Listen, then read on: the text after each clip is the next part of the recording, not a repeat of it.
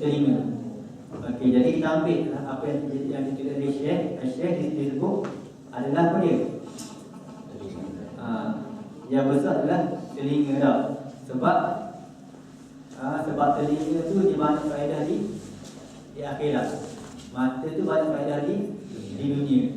Dan Syekh seperti ini, anda akan mendapati bahawa orang yang buta itu lebih sempurna berbanding orang yang pekak. Betul tak? Bahasa Melayu mungkin tahu. Okey, cuba kita bayangkan orang yang pekak. Orang yang pekak ni kita nampak macam apa? Macam dia tu macam tak sempurna tau. Macam panggil kata yang tu mana kita macam bodoh je tau. Bila kita cakap dia tak dengar. Tapi orang yang buta ni, apa yang tersebut walaupun slow, maka dia akan dengar dengan jelas. Sebab tu ada cerita apa? Ada cerita orang putih tu, mana dengar pasal apa? Dia menceritakan bagi apa?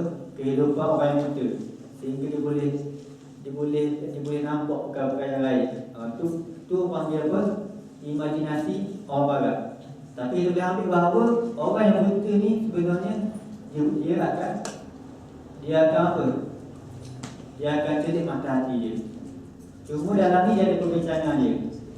Kalau dah orang yang buta dan pekak dua-dua sekali, panggil apa? Buta pekak. Kalau begitu ni apa istilah dia? Ada? Okey, kalau buta dengan pekak dah. Buta dengan pekak. Okay, kalau buta dengan pekak ni ada perbahasan ulama.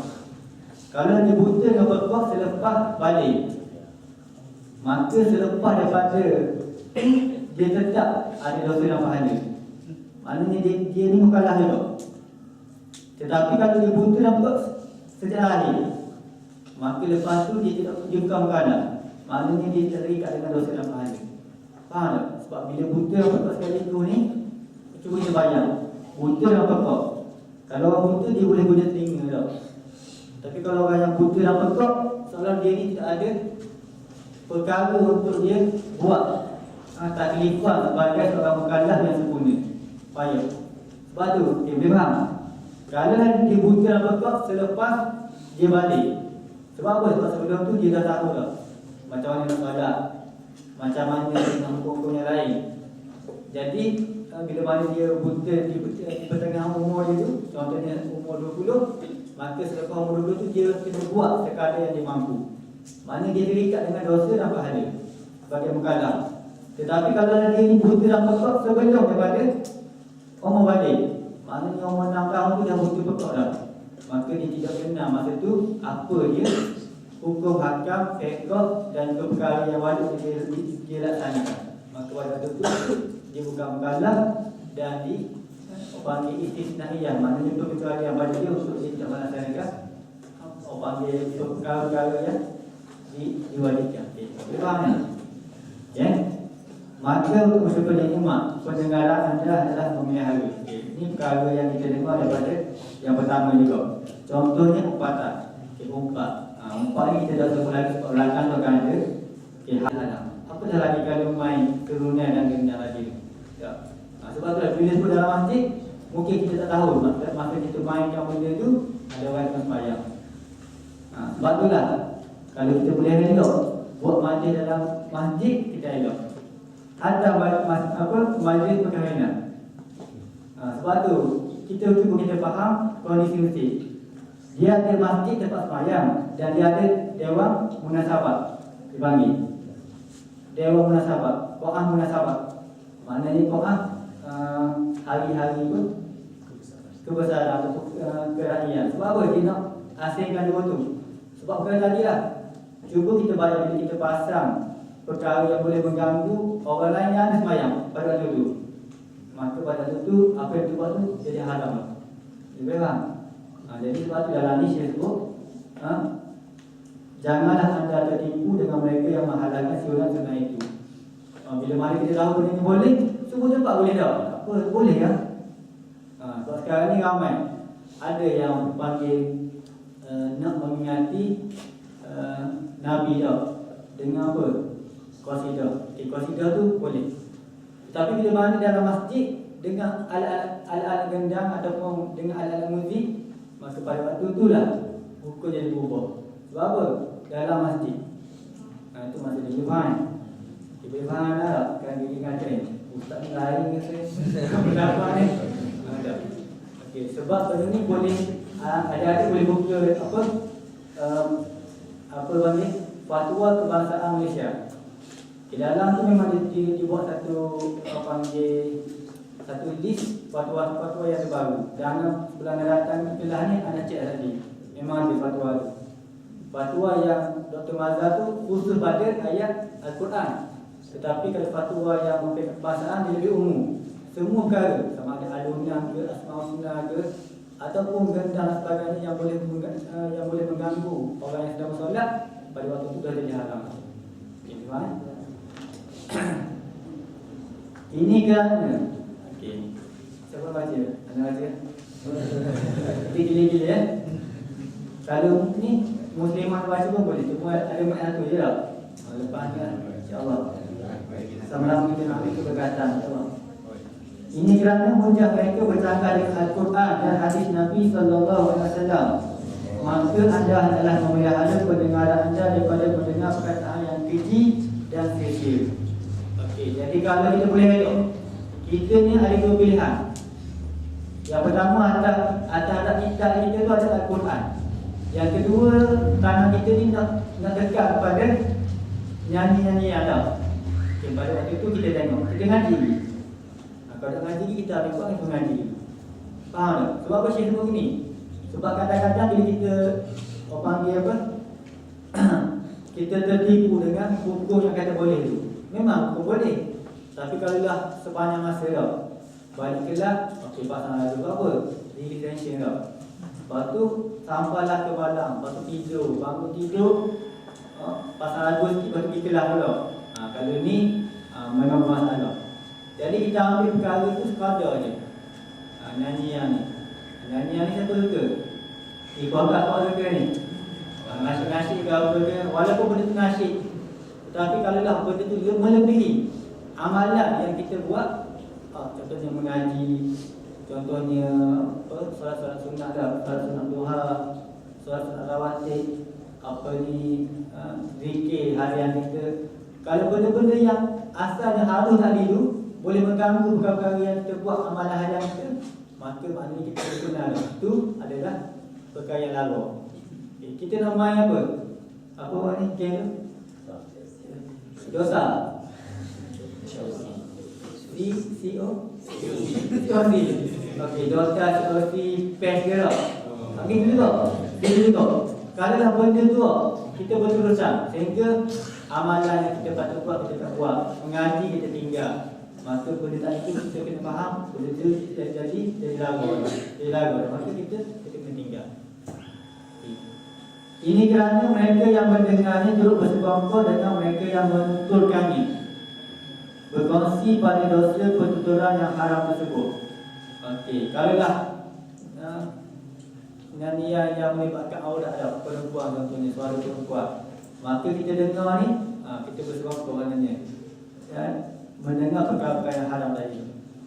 Okay, bahkan mendengar perkataan-perkataan yang sia-sia dan keji boleh menyebabkan was-was dalam hati.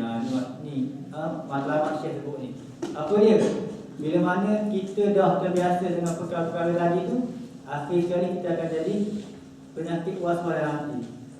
Was-was ni tidak semestinya kita sembahyang tu, kita pun tak terbiasa kali tu.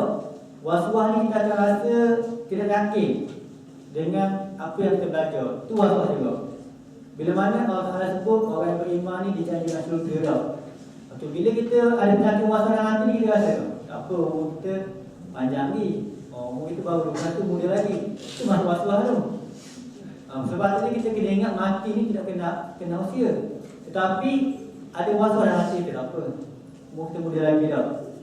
Maknanya kita akan jadi satu panggil apa, was-was dalam hati. Kalau kita nak buat ibadah, tak apa, aku buat wajib. Faham tak? Itu masuk was-was tu dalam duduk tu. Was-was ni tidak semestinya kita baca fiqh tu. Fiqh tu was-was ni orang yang bila nak sembahyang, nak masuk je sembahyang, okey, dia pun was-was dah. Batal ke tak sembahyang dia? Kalau wudu, Muka basah lagi. Padahal muka basah dah. Contoh. Ataupun tangan basah ke belum? Padahal tangan ni basah dah. Itu waswas. Tapi kalau waswas dalam kehidupan ni maknanya apa dia? Bila mana disebutkan mengenai syurga, dia rasa insya-Allah sempat lagi. Kalau dia sebutkan mengenai taubat, marilah hati, insya-Allah. Maknanya ada peluang lagi untuk taubat dah. Bila mana disebutkan apa? Neraka, insya-Allah aku ni banyak buat amalan yang baik, itu masuk waswas. Maknanya perkara-perkara yang akhir sekali menyebabkan kita lalai. Ghaflah. Ghaflah. Okey. Ketahuilah perkataan yang didengar itu umpama makanan. Ada yang memberi manfaat dan ada yang memberi penyakit. Okey, bila telinga ni maka mendengar. Telinga ni fungsi dia mendengar. Okey, jadi dia bagi satu apa dia? Analogi apa? Kiasan. Kalau buat pasal kiasan, kias. Okey, perumpamaan dia telinga apa yang kita dengar ni dengan makanan. Okey, kita boleh dengar semua perkataan semua kita boleh dengar. Begitu juga dengan makan. Kita boleh makan semua benda lah. Ada yang memberi, okey, umpama makanan, ada yang memberi manfaat, ada yang memberi penyakit. Jadi dalam makanan tu ada makanan yang beri manfaat, ada makanan yang beri penyakit dah. Kalau makan lepas pukul 6 malam, okey, dah jadi macam nak kalau penyakit dah sikit dah. Okey. Kalau makan awal pagi, okey, itu boleh mencernakan apa dia? Itu adalah maknanya makanan yang awal pagi itu lebih baik daripada makan malam dah. Okey, itu maksud dia. Jadi ada perkara yang baik, ada yang perkara yang mudarat. Ada juga yang berfungsi sebagai penawar, ada juga berfungsi sebagai racun. Okey, maknanya kalau medik mungkin tahu lah. Contoh apa dia? Kalau racun ni apa? Susu dengan makanan lauk. Kalau kita masak sekali dia akan jadi racun lah. Ataupun kalau kita makan apa? Tembikai dengan madu ataupun durian lah, dia akan jadi dia ada apa tindak balas apa? Sebagai complication. Ada istilah dia. Maknanya asal makanan okey, tapi bila dia disalah gabungkan dengan makanan yang lain, dia menjadi infection lah. Jadi kita kumbang. Boleh tahu sekalian. Infection. Bahkan perkataan tersebut akan berkekalan dalam hati lebih lama daripada tempoh makanan yang proses. Okey, ini maknanya mendengar perkataan umpatan contohnya. Mendengar perkataan hasutan. Makanan tadi juga, kalaulah dia tidak baik sekalipun, dia akan jadi najis. Bila puasa-puasa dia akan jadi najis, dia pun keluar sebagai toksik. Tetapi kalaulah perkataan ni, bila mana dah termakan dah dengan perkataan yang buruk, contohnya umpatan, contohnya hasutan, juga dan sebagainya, akhirnya akan bawa sampai mati dah. Biasa dengar tak?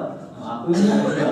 Maknanya yang padahal 10 tahun lepas dah. Kita balik Mesir dah.